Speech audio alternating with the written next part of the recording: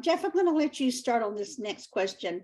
Not speaking as professionals, of course, what are your thoughts on how easy it is in our adult children creating the false memories? Thank you, Elaine. I appreciate that question. This has been something that I think I mentioned once before as well, and I've been doing some more research into it. I've been watching a course actually by this, I think he's a Yale professor. And there were a couple of interesting things here that he mentioned. He said, first off, we have different perceptions.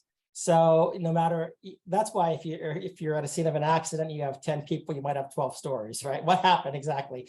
Because everybody perceives things differently. So at the very beginning, we have our perceptions as adults or as grandparents. Kids have their perspective. Other people who are not familiar may have their perspective. So at the very beginning, when you talk about the memory, we may have different memories right from the get-go. But the other thing he talked about was the idea about recreation of memories and how memories can be reformed. And one of the things he mentioned was that people who are very emotionally attached to something, they're sure their memory is correct. When you actually test them, their memory may be completely incorrect, but they're confident. They're confident that it's correct, but they may be actually inaccurate in all 7 out of 7 details with regard to that memory. And what he did even mention that there was this one lady who saw the JFK assassination. She was right there, saw it, and right after it was done, she gave her testimony as far as what took place. So that was her fresh memory right there. And then over the course of years, as maybe she heard some news stories or whatever, her memory changed, it shifted.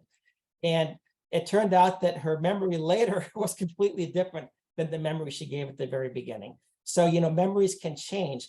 But the other thing is that memories can be implanted into you. There was one counselor that I talked with, and what he said is this, because I said, I was talking with him, I said, look, I'm being accused of things that never, ever happened. And one of the things he said to me is just to remember that you have no advocate on the other side. You will always be skating on thin ice. You're always on thin ice. No matter what you try to do to combat something, if you want to correct it, you're always going to be on thin ice. And the other side will always be able to, because you don't have any support over there, any advocacy over there. But something else that I found out, Elaine, for myself is that with the recreation of memories, is that sometimes it may not be malicious, that these memories are just completely out of whack. When you're being accused of things and you're like, it never even happened. But what happens if they actually believe it? They're not being malicious.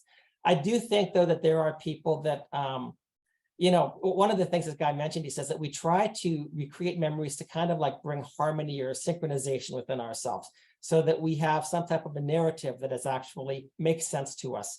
And I think that when you are not willing to tell the truth at the beginning, it's probably a little bit easier to develop memories to support you because, hey, if you've done some really awful things, you have one of 2 options. Either I'm a pretty crappy person, or there was a good reason for me to do this, and that person deserved it. So when you're dealing with alienation and stuff like that, and the recreation of false memories, I don't really know yet what the exact answer is. I've heard people say that just present the memories, let them, the memories, the good memories that you have, maybe it will start to trigger something in their mind. I don't know exactly how you deal with it, but I think that it's something that people need to be aware of. That you can be accused of things that you never even did. Or motives. How about reading into motives as well? You recreate memories and now you've recreated motives. And then as time goes on, the story gets embellished or exaggerates. We all know people who they almost hit a home run, and by the time they've told the story the 25th time, they knocked it out of the park and it was a grand slam and it won the game, right? So we can do these sorts of things. And what was amazing to me was the guy said, our memories are notoriously unreliable. So the very thing that we trust to bring coherence to our lives may be completely false. And that's something that people need to know, that it's easy to recreate memories. It's easy to have false memories. And especially when somebody's on the other side trying to denigrate you and they're getting support, all of a sudden you have memories that have been created that they have that never even took place. And that had they taken place, they would have no knowledge of. Yeah, I know Bill Eddy in December did our webinar on brainwashing, and And that's pretty much to me what this is all about, is the brainwashing and what the alienator causes with them. You know, they keep repeating over and over these situations to be total lies, but after a while, that person is going to believe them, whether they're a child or an adult. And it's sad, but it is true, and it's even like a cult that they state that it is. So yeah, that's really sad. Thanks, Jeff.